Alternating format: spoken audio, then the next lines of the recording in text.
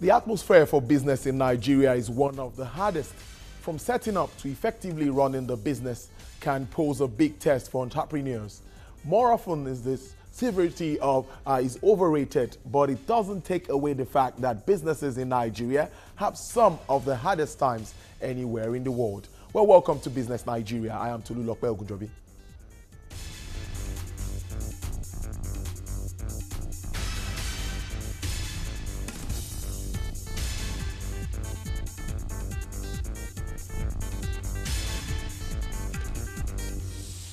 Thank you for joining us again. Now, since the global oil crash of 2014, Nigeria has been trying to come out of decades of overdependence on oil as its main source of revenue.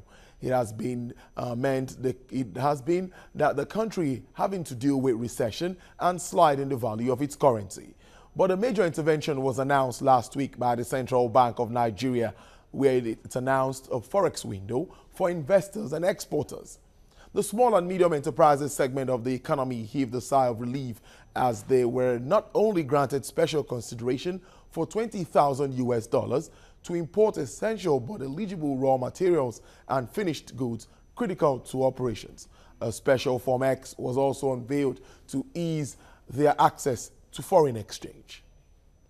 Well, now let's talk to the key player in the sector. I have with me in the studio the president of the Manufacturers Association of Nigeria, Dr. Frank Jacobs, to articulate issues surrounding the manufacturing sector. Thank you very much for your time on Business Nigeria. Thank you, Aaron.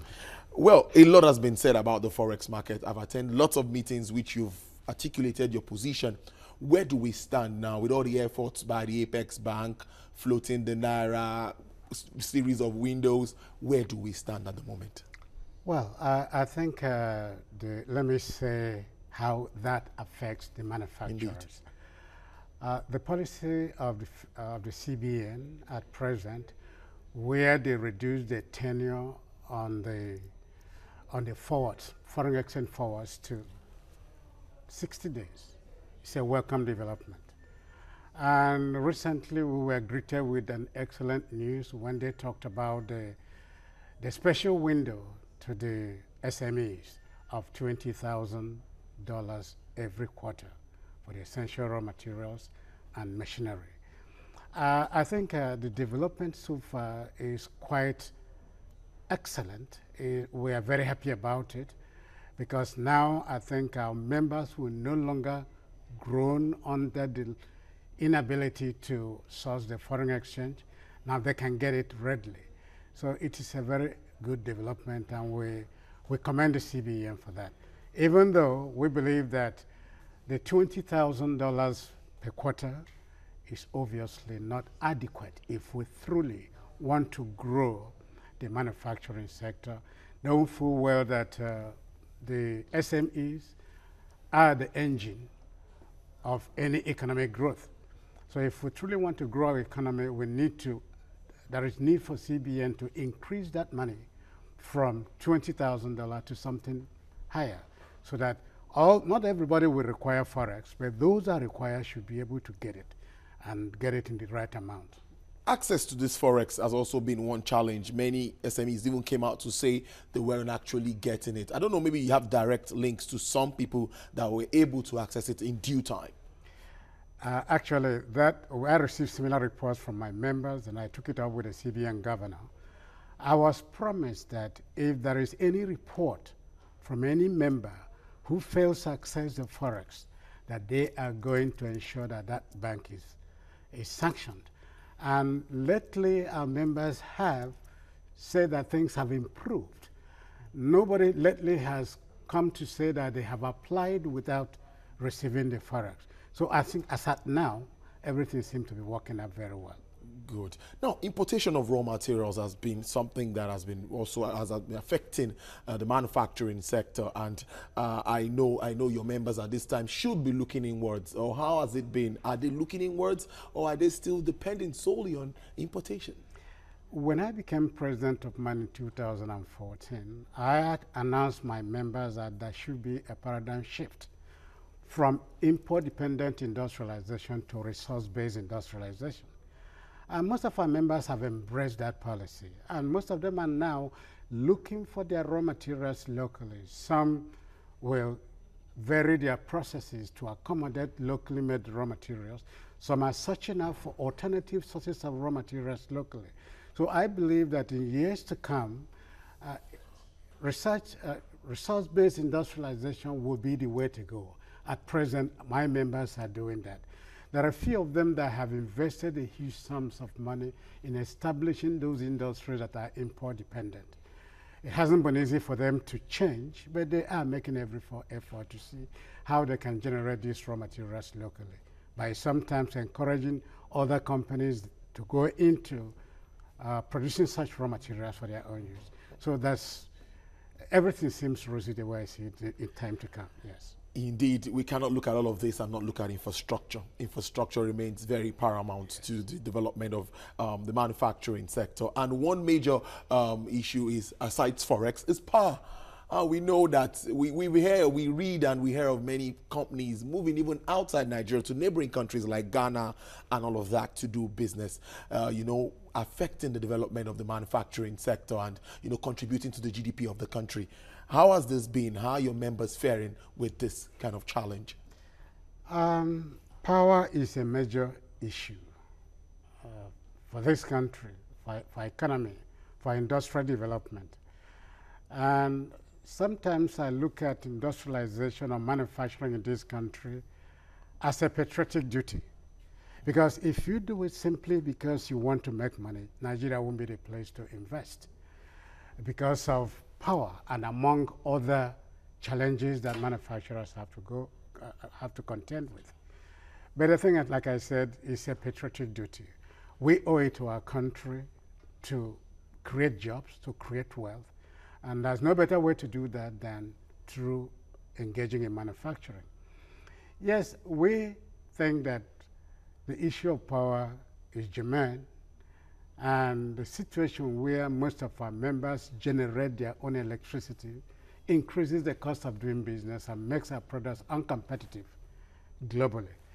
But I think the good thing is our government is quite aware of this, because the recent policy on economic recovery and growth plan of government is addressing all these challenges holistically.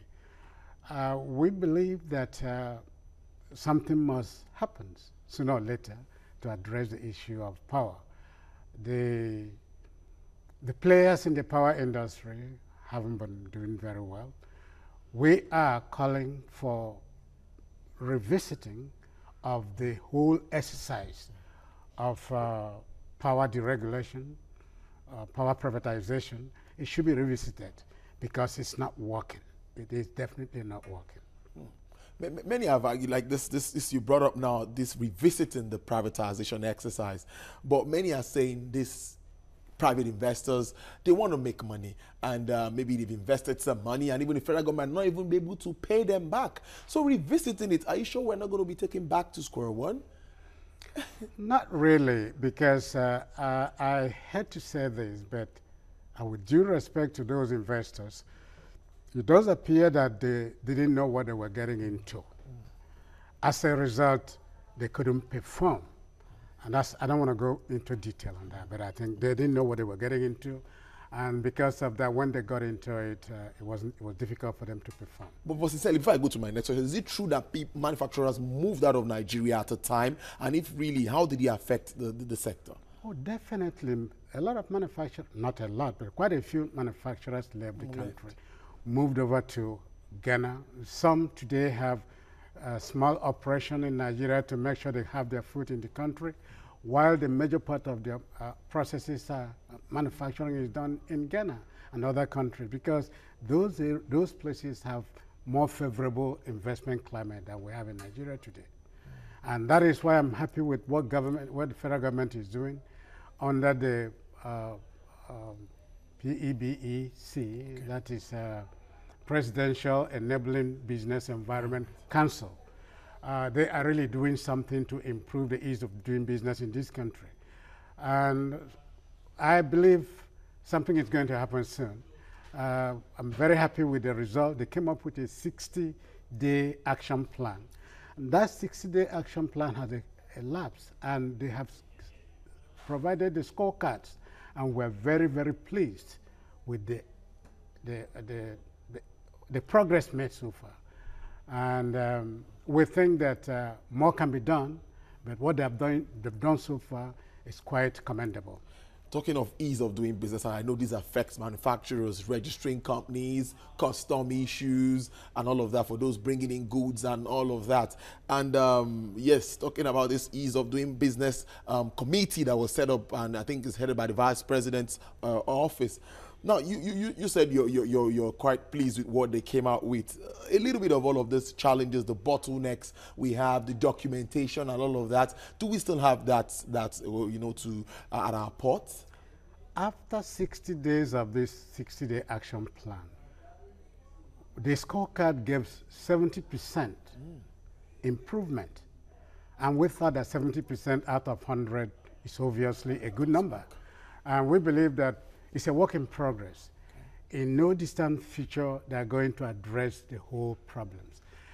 For instance, today, if you want to register a business, it used to take like over 10 days or longer than that, but today you do it within 48 hours. That's an improvement. And the issue of the ports, there's a lot of improvement in what is happening in the ports today.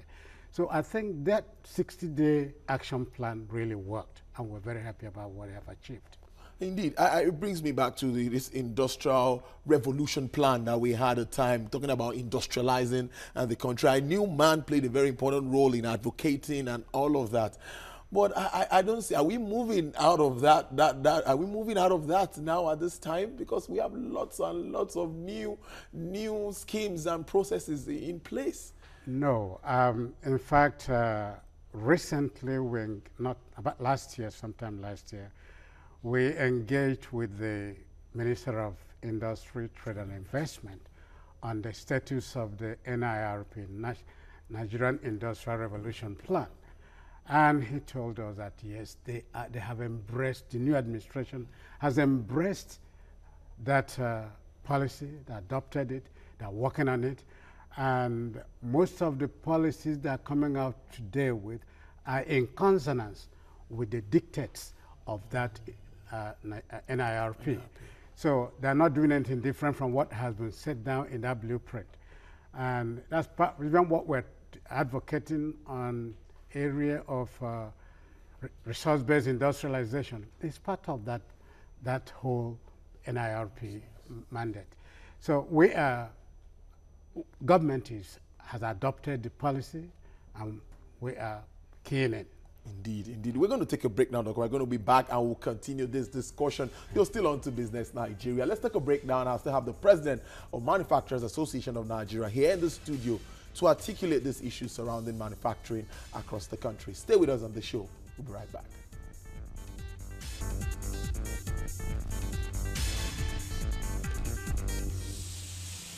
We're glad to have you back. And of course, I still have with me in the studio the President of the Manufacturers Association of Nigeria, Dr. Frank Jacobs, who's discussing issues surrounding manufacturers, the challenges they face, Forex, infrastructure, and a lot of that which we've identified in the course of the program. Now that we are back, I know we've actually touched a lot of issues surrounding manufacturing in Nigeria, but I know there might still be some challenges that manufacturers face that maybe you might want to share with us, that we might also get issues from, because I know the major ones are this Forex, PAR, and all of that. Are you sure that also? Because I have this reservation with issues with standards and packaging. I've always been worried about that you know, we need to be competitive when we talk about goods and services with international standards if we really want to get there. So how has that been in the sector? Well, one of the main questions is, are there other challenges? Yes. And I say the challenges are legion. There are not many. Issue of standard is, we don't see it as a challenge, because for you to be a member of Manufacturers Association of Nigeria, your products must meet the international standards. So that is no issue for us to concern. And we know that NAFDAC and Standards Organization of Nigeria are doing their work. They're working with us to ensure that members' products meet the required standards. But there are other issues that make doing business in Nigeria very difficult. One has to do with the cost of funds. We know that there is no way a company can borrow money at 20-something% interest rate and expect to make profit enough to pay back and leave something for the shareholders. So the cost of funds is quite high. We think something needs to be done. We have appealed to government that if they truly want manufacturing sector to contribute meaningfully to the gross domestic product of this country, there is need to come up with a window that could make funds available to the manufacturers at no more than 5%. This is what is happening in other climes. And if we truly want to develop our industrial sector, we must do that. One might say, how do you do that? How are you going to pay for that money? Government can subsidize this interest, knowing full well that when these manufacturing companies do well, they're going to create jobs, they're going to create wealth, they're going to pay taxes to government. So let it be that part of that tax we pay for government is given to us as subsidy for purposes of ensuring that we get interest rate that is quite reasonable. We're thinking about no more than 5%. There have been a number of intervention funds at 9%. We still think that 9% is high. Because how many businesses do you do in this country or anywhere in the world today that have a margin of 20% to be able to pay 9% and still leave something for the owners of the company? Not much. So funding is a major challenge. Then there are issues of multiple taxation and multiple levies. A situation where a company is moving his product from, we have 774 local governments in this country, and you are moving your product from one local government to another local government. That first local government asks you to pay certain levies and taxes. Ordinarily, we expect these levies and taxes you paid in local government A to apply to the rest of the 773 local governments. But that's not the case. When you move from local government A to local government B, they make you pay the same thing again. Move to local government C, they make you pay the same thing again. That is multiple taxation. There is no way any company can survive like that. But it's a challenge that we see every day. Then on the roads, you see highways, you see revenue collectors mounting roadblocks, police mounting roadblocks. This is primitive way of collecting revenue. You should do it. There should be better ways of doing it. But that's what goes on in this country. And these are the things that are driving out people who want to invest in this country. A foreign direct investor will ask questions on those that are already in the country, the investors in the country, the domestic investors. What do you think of your country? And naturally, if you ask me, I'm going to reel out all these challenges. The guy will say, no, I don't want to come to your country.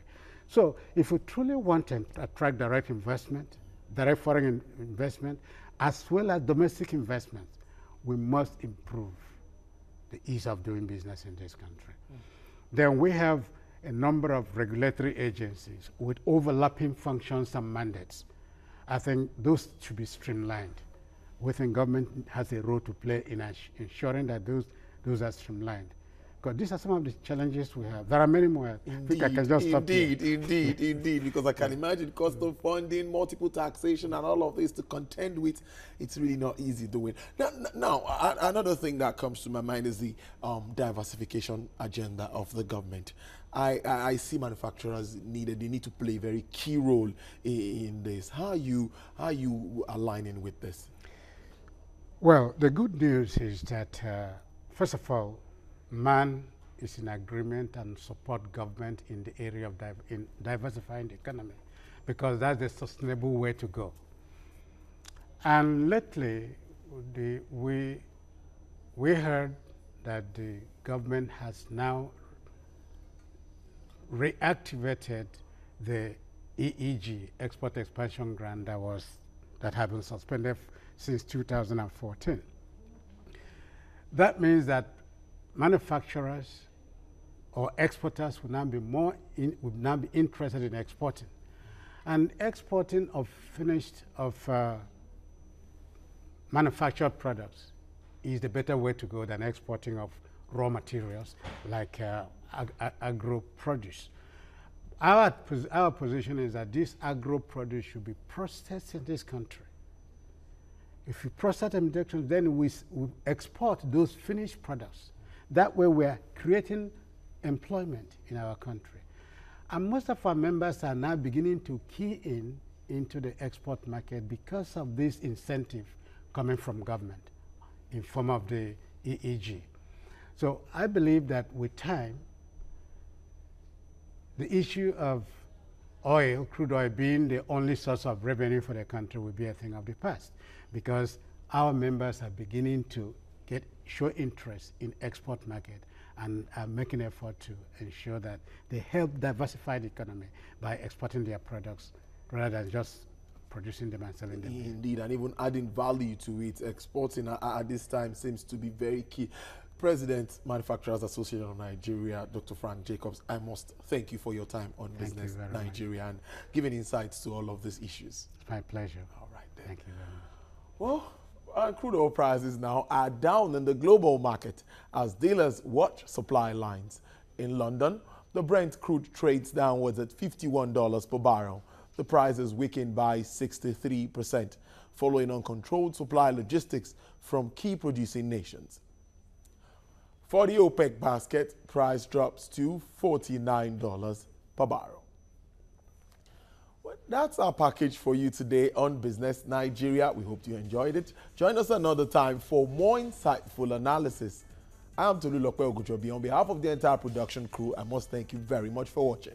I'll leave you with the figures of the exchange rate as it stands today. Bye for now.